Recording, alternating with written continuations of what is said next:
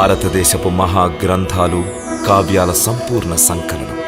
Subscribe చేయండి. తిలక్.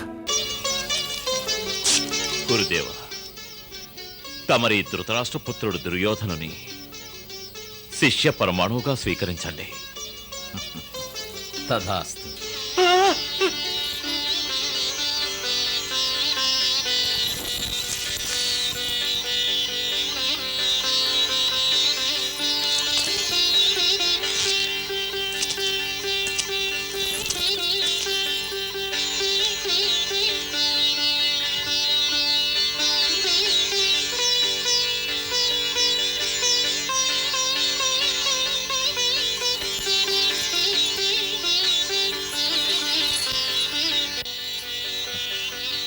దుర్యోధన, నేటి నుండి నీవు మా శిష్యుడివైనావు.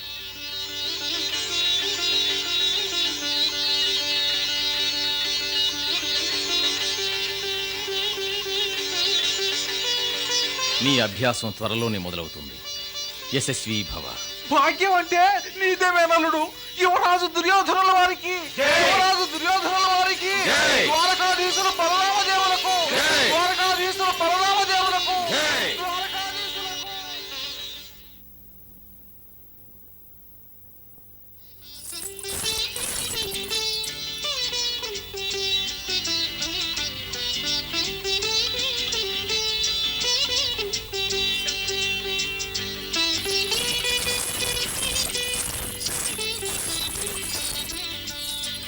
రుక్మిణీదేవి,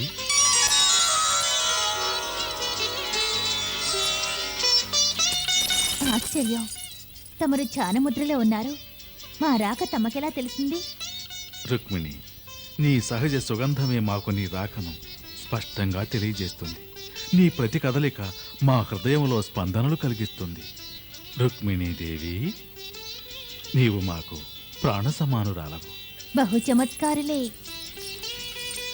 స్త్రీలను పొగడడం తమ నుండి నేర్చుకోవాలి. పసితనంలో వెన్నను దొంగిలించిన వారు నేడు మా హృదయాలను దొంగిలిస్తున్నారు.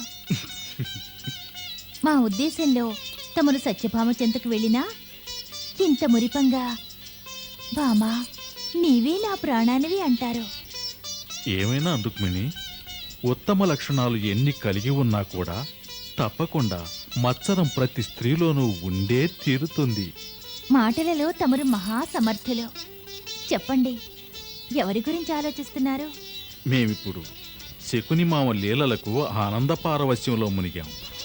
శకుని మామ ఏం చేశాడట? అతడు అమాయకుడైన మా బలరామాగ్రజులపైన ఎటువంటి పాచిక ప్రయోగించాడో ఏం చెప్పమంటావు రుక్మిణి?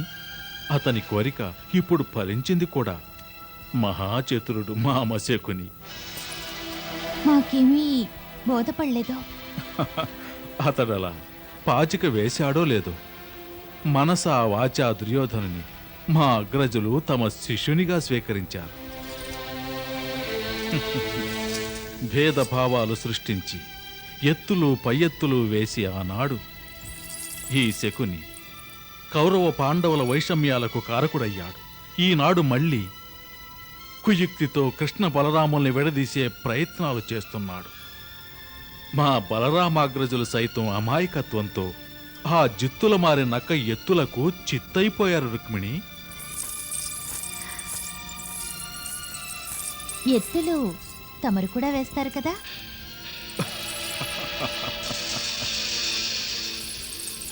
తమరు అంతర్యామి. తప్పకుండా తమరు ఏదో ఎత్తు వేసే ఉంటారు.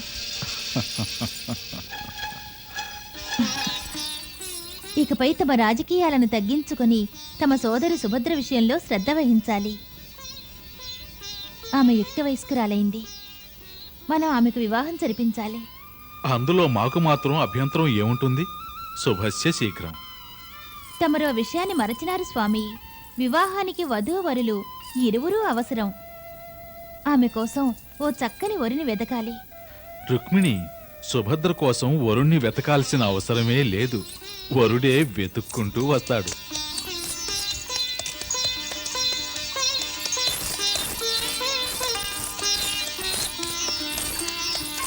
అడుగో, అర్జునుడు వస్తున్నాడు.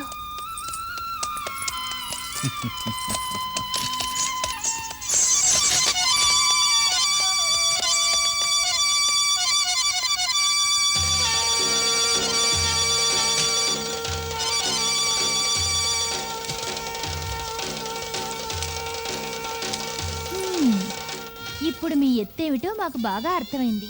ఎత్త ఏం వేశాం? ఆహా, అర్జునుని రాకలోని ఆంతర్యం ఏమిటో. తమరెప్పుడూ అందరికన్నా 100 అడుగులు ముందుంటారు, కానీ పైకి మాత్రం ఏమీ తెలియని వారిలా నటిస్తారు. అందుకే కాబోలు ఇందాక మీరన్నారు, సుభద్ర కోసం వరుని వెతకవలసిన అవసరం లేదు, వరుడే వెతుక్కుంటూ వస్తాడని.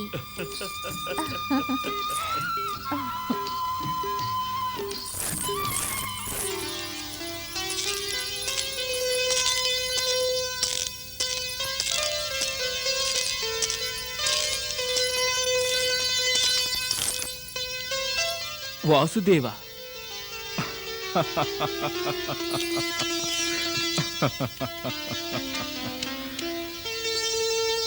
మరీ ఆలస్యమైందే. మేము ఎప్పటి నుంచో ఎదురు చూస్తున్నాం. ఎక్కడికి వెళ్ళావు? వేటకు వెళ్ళాం. రేపు మళ్ళీ వెళ్తాం. ప్రణామాలు. అందరూ కుశలమే కదా? తమ ఆశీర్వాదం వలన అందరూ కుశలమే. తమరెప్పుడూ ఇలా ఆనందంగానే ఉండాలి. తమరు ఆనందంగా ఉంటేనే వీరానందంగా ఉంటారు. వీరానందంగా ఉంటేనే మేము ఆనందంగా ఉంటాం. చక్కని జోడీ మీరూరిది. మాటలతో మాయ చేయటం బాగా నేర్చుకున్నారు. ఈ అర్జునుడు కృష్ణుడి సకుడు కదా. మధుసూదన, బలరాముల వారి విషయాలేమిటి? వారు హస్తినాపురం వెళ్ళారు. హస్తినాపురమా? హస్తినాపురం. వారు దుర్యోధనుని తమ యొక్క శిష్యునిగా స్వీకరించారు. అతనికి గదాయుద్ధం నేర్పుతున్నారు. అలాగా?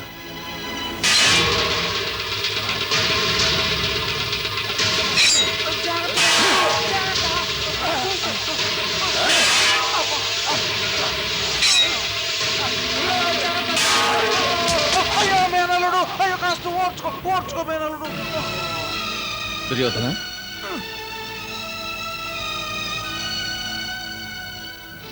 నువ్వేదో పరధ్యానంలో ఉన్నావు. ఏం ఆలోచిస్తున్నావు? లేము. దుర్యోధన, ఎవరైనా గదాధరుడు కావాలంటే మనసులో ఏకాగ్రత అత్యంత అవసరం. పద.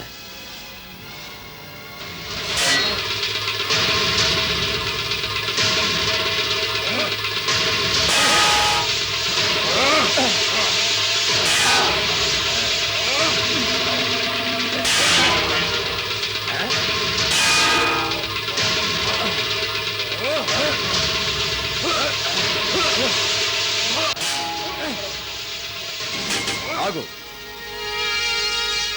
దుర్యోధన, ఎప్పుడైతే శరీరం దృఢంగా ఉంటుందో అప్పుడే మనసు దృఢంగా ఉంటుంది. ఎప్పుడైతే మనస్సు దృఢంగా ఉంటుందో అప్పుడు ఏకాగ్రత సాధించడం కష్టమేమీ కాదు. అర్థమైందా? ఇంకో విషయం, యుద్ధం చేస్తున్నప్పుడు నీ ధ్యాస మరో చోట ఉన్నట్టయితే ఒక సాధారణ వీరుడు కూడా నిన్ను ఓడించగలడు. ఆ ప్రకారమే నువ్వు ఏకాగ్రతతో యుద్ధం చేస్తే అసాధారణ శత్రువును కూడా సులభంగా ఓడించగలవు. అర్థమైందా? రా.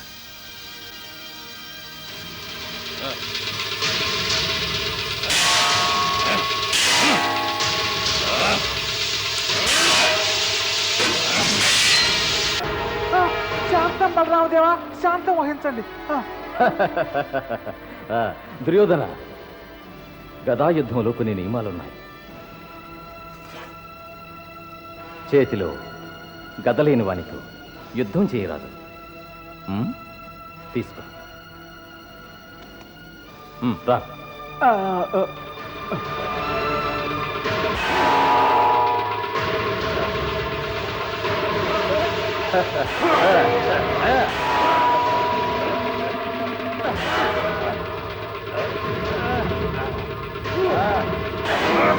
ఆగాగు దుర్యోధన. మరో ముఖ్య విషయం ఏమిటంటే గదా యుద్ధం చేసేవారు యోధుని నడుం కింది భాగాన గదను ప్రయోగించరాదు.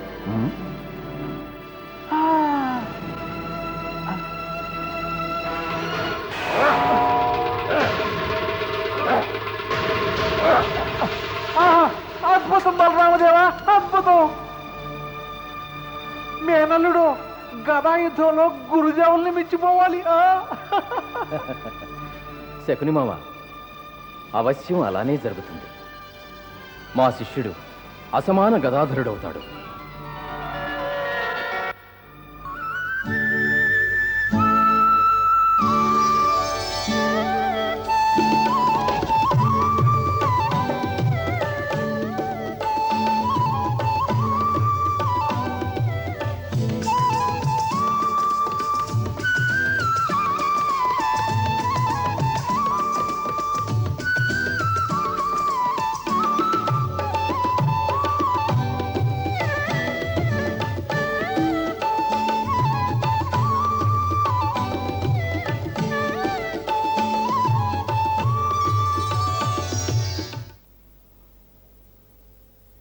వాసుదేవ, మురళిని వాయించడం ఆపివేశారేమిటి? తమ మురళి నుంచి ఎన్నో మధుర స్వరాలు వెలువడుతున్నాయి. నీ ధనుస్సు నుంచి లక్ష్యభేది బాణాలు వెలువడినట్లా పార్థ? మా ధనుస్సు నుంచి వెలువడే బాణాలు శత్రువులను గాయపరుస్తాయి. మరి తమ వేణువు నుంచి వినిపించే మధుర స్వరాలు శత్రువులను సైతం సమ్మోహితులను చేస్తాయి. పార్థ, అందుకోసం నీవు ధనుస్సు వీడి చేత మురళిది పట్టకూడదు. ఎల్లప్పుడూ నీవు ధనుస్సు చేపట్టి నిలిస్తేనే నీ యొక్క ధనుస్సు శత్రువులకు ఒక దివ్యాస్త్రం వలె గోచరిస్తుంది. పార్థ, ఇక నీ భవిష్యత్తు గురించి ఆలోచించు.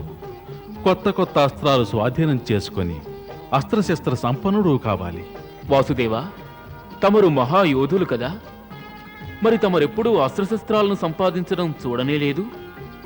తమరు అస్త్రశస్త్రాల కంటే ఎక్కువగా మేధస్సుతోనే సాధిస్తుంటారు. మిత్రమా అర్జున, ఇప్పుడు మాకు నీ వంటి సర్వశ్రేష్ఠుడైన ధనుర్ధారి మిత్రుడయ్యున్నాడు. అదీనుగాక పాండవులు మా తోడు నీడలు. ఇక మహాపరాక్రమశాలి బలరామదేవులు మా తోబుట్టు. మరి మాకు అస్త్రాలతో శస్త్రాలతో ఆవశ్యకత ఏమిటి? తమకో విషయం చెప్పాలి. అవశ్యం. తమరు భీమాగ్రజులు ఒకే కోవకు చెందుతారు. అదెలా?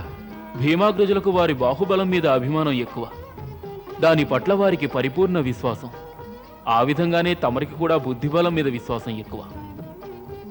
అందుచేతనే కదూ తమరు బాహుబలాన్ని ప్రయోగించడానికి ముందు బుద్ధిబలాన్ని ప్రయోగిస్తుంటారు. ఏమిటి పార్థ, మమ్ము పొగుడుటయే పనిగా చేసుకున్నావు నేడు? అది సరే, నీవు మా ద్వారకాపురి సౌందర్యాన్నంతటినీ తిలకించావు కదా. ఎలా ఉంది మా ద్వారక? తమ వలనే మనోహరంగా ఉంది. ఉమ్? ఏ విషయం గురించి మాట్లాడుతున్నారో తెలుసుకోవచ్చా?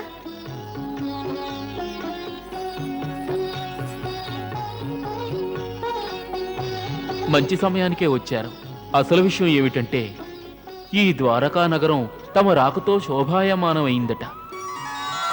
అందువల్లనే ఈ ద్వారకా నగరం ఇంత మనోహరంగా గోచరిస్తోందట. ఏమిటో తమరు నేడు చాలా మధురంగా మాట్లాడుతున్నారు. నేడు మేము శ్రీకృష్ణుల వారి వేణుగానం విన్నాం. రుక్మిణి, నేడు అర్జునుడు నీ మాటలకు లొంగడు. మేం వెళ్ళొస్తాం వాసుదేవా. ఎక్కడికి అర్జున? వాసుదేవా, మేం వేటకు వెళ్తున్నాం. తమరు అనుజ్ఞనివ్వాలి. అరే, వెళ్ళిపోతున్నారో? వేటకేగా, వెళ్ళని. వెళ్ళనివ్వాలా? ఏమిటి స్వామి, తమరు నాతో సుభద్ర వివాహం అర్జునునితో జరగాలన్నారు? అవును, అనుకున్న మాటేగా. మరా కోరిక సఫలమవ్వాలంటే సుభద్ర అర్జునులు ఒకరినొకరు చూసుకోవాలి. వారి మనసులలో ఒకరి పట్ల ఒకరికి ఆకర్షణ ఏర్పడాలి. కానీ ఇంతవరకు అర్జునుడు సుభద్రను గాని సుభద్ర అర్జునుని గాని చూడనే లేదు. వీరిరువురి కలయిక ఏ విధంగా జరుగుతుంది? రుక్మిణి, జరుగుతుందిలే.